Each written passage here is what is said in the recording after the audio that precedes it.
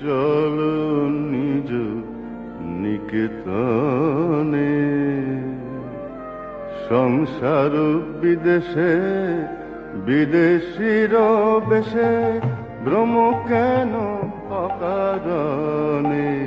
মন চলো নিজ নিকেতনে।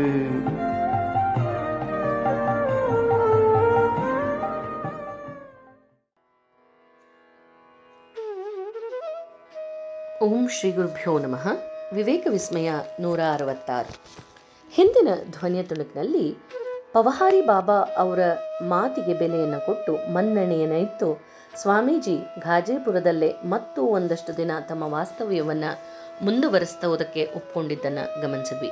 ಹೀಗೆ ಅವರ ವಾಸ್ತವ್ಯ ಘಾಜಿಪುರದಲ್ಲೇ ಮುಂದುವರಿತಾ ಇದೆ. ಈಗ ಅದರ ಮುಂದುವರೆದ ಭಾಗ.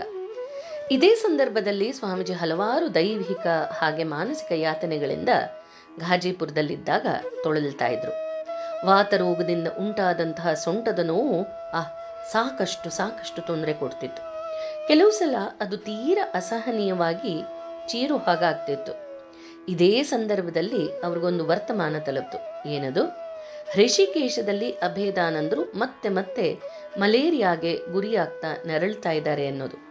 ಈ ಸುದ್ದಿಯನ್ನ ಕೇಳಿದ ತಕ್ಷಣ ಆಘಾತಗೊಂಡಂತ ಸ್ವಾಮೀಜಿ ತಾವು ಅಲ್ಲಿಗೆ ಬರಬೇಕಾದ ಅಗತ್ಯ ಇದೆ ಅಂತ ಕೇಳಿ ತಮ್ಮ ಸೋದರ ಸನ್ಯಾಸಿಗಳಿಗೆ ತಂತಿಯನ್ನ ಕಳಿಸಿದ್ರು. ಆದರೆ ಯಾಕೋ ಇದಕ್ಕೆ ಬಹಳ ದಿನಗಳವರೆಗೂ ಉತ್ತರ ಬರಲಿಲ್ಲ. ಇದೇ ನಡುವೆ ಅವರು ಪ್ರಮದ ಬಾಬುವಿಗೆ ಪತ್ರವನ್ನು ಬರೆತಾ ಹೇಳ್ತಾರೆ, ಪ್ರಮದ ಬಾಬು ಮಿತ್ರರೇ, ನಾನು ಈ ಮಾಯೆಯ ಬಲೆಯನ್ನ ನೇಯ್ದುಕೊಳ್ತಿರೋದನ್ನ ಕಂಡು ನಿಮಗೆ ನಗು ಬರ್ತಿರ್ಬೋದು. ನಿಜಕ್ಕೂ ಕೂಡ ನನ್ನ ವರ್ತನೆ ಹಾಗೆ ಆಗ್ಬಿಟ್ಟಿದೆ. ಆದರೆ ಒಂದು ವಿಷಯ ಏನು ಗೊತ್ತೇನೋ? ಏನು ಅಂತಂದ್ರೆ, ಸರಪಳಿಗಳಲ್ಲಿ ಕಬ್ಬಿಣದ ಸರಪಳಿ, ಚಿನ್ನದ ಸರಪಳಿ ಅಂತ ಎರಡು ವೇದ.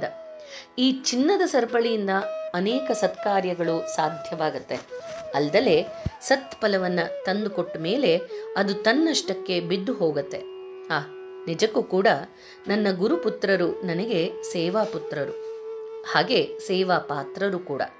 ಅವರ ವಿಷಯದಲ್ಲಿ ಮಾತ್ರ ನನಗೆ ನನ್ನ ಕರ್ತವ್ಯ ಇನ್ನೂ ಸ್ವಲ್ಪ ಉಳಿದಿದೆ ಅಂತ ಅನ್ಸತ್ತೆ ಅಂತ ಬರೆದ್ರು.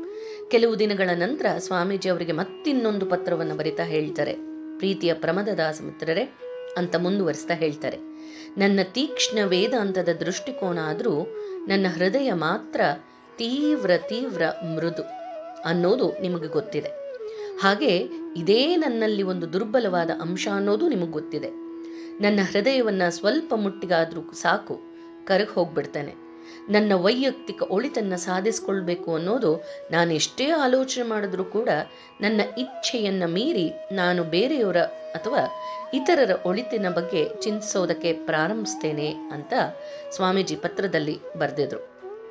ಸಿಂಹ ಗರ್ಜನೆ ಮಾಡುವಂತಹ ಸ್ವಾಮಿ ವಿವೇಕಾನಂದರ ಹೃದಯ ವಾಸ್ತವವಾಗಿ ಅದೆಷ್ಟು ಮೃದು ಮಧುರವಾಗಿತ್ತು ಅನ್ನೋದನ್ನ ನಾವಿಲ್ಲಿ ಭಾವಿಸಿ ನೋಡ್ಬೋದು. ಹಾಗೆ ಈ ಮಾತಿನಲ್ಲೇ ಅಭಿವ್ಯಕ್ತಗೊಳ್ಳುತ್ತೆ ಕೂಡ. ಈ ಸಲ ಸ್ವಾಮೀಜಿ ಬಾರಾನಗೂರ್ ಮಠದಿಂದ ಹೊರಟಾಗ ತಮ್ಮ ಯೋಜನೆಗಳನ್ನ ಸಾಧಿಸಿಯೇ ತೀರುವುದು ಅಂತ ನಿಶ್ಚಯ ಮಾಡ್ಕೊಂಡು ಬಿಟ್ಟಿದ್ದಾರೆ. ಆದ್ರೆ ಕಾಶಿಗೆ ಹೊರಟಿದ್ದಂತ ಸ್ವಾಮಿ ವಿವೇಕಾನಂದರು ಅಥವಾ ಸ್ವಾಮಿ ಯೋಗಾನಂದರು ಆಸ್ಪತ್ರೆಯಲ್ಲಿರುವಂತ ಸುದ್ದಿಯನ್ನ ಕೇಳಿ ಅಲಹಾಬಾದ್ಗೆ ಬರ್ಬೇಕಾಗಿ ಬಂತು. ಈಗ ಋಷಿಕೇಶದಿಂದ ಸ್ವಾಮಿ ಅಭೇದಾನಂದರಿಗೆ ಮಲೇರಿಯಾ ಆಗಿರೋ ಸುದ್ದಿ ಬಂದಿದೆ. ಸ್ವಾಮೀಜಿ ಈಗೊಂದು ಬಗೆಯ ಸಂದಿಗ್ಧ ಪರಿಸ್ಥಿತಿಯಲ್ಲಿ ಸಿಕ್ಕೊಂಡ್ಬಿಟ್ಟಿದ್ದಾರೆ. ಸನ್ಯಾಸಿಯ ವೈರಾಗ್ಯ ಒಂದು ಕಡೆ ಆದ್ರೆ, ಸೋದರ ಸನ್ಯಾಸಿಗಳ ಮೇಲಿನ ಪ್ರೀತಿಪೂರ್ವಕ ಹೊಣೆಗಾರಿಕೆ ಮತ್ತೊಂದು ಕಡೆ. ಜೊತೆಗೆ ಅವ್ರಿಗೆ ವಾತ, ಪಿತ್ತ, ಅತಿಸಾರ ಮುಂತಾದ ಕಾಯಿಲೆಗಳು ಬಂದುಬಿಟ್ಟಿದೆ. ಈ ಎಲ್ಲಾ ಜಂಜಡಗಳ ನಡುವೆ ಮನಸ್ಸಿನ ಸ್ಥಿರತೆಯನ್ನ ಕಾಪಾಡಿಕೊಂಡು ಸಾಕ್ಷಾತ್ ಪರಮಾತ್ಮನಲ್ಲಿ ಮನಸ್ಸನ್ನ ಏಕಾಗ್ರಗೊಳಿಸೋದಕ್ಕೆ ಯಾವ ಬಗೆಯ ಯೋಗಾಭ್ಯಾಸ ತಮಗೆ ನೆರವಾಗುತ್ತೆ ಅಂತ ಅವರು ಚಿಂತಿಸ್ತಾ ಇದ್ದಾರೆ. ಇಂತಹ ಯೋಗವನ್ನ ಕಲಿಬೇಕು ಅಂದ್ರೆ ಅದು ಕೇವಲ ಪವಹಾರಿ ಬಾಬಾ ಅವರ ಬಳಿಗೆ ಬಂದದ್ದು ಮಾತ್ರ.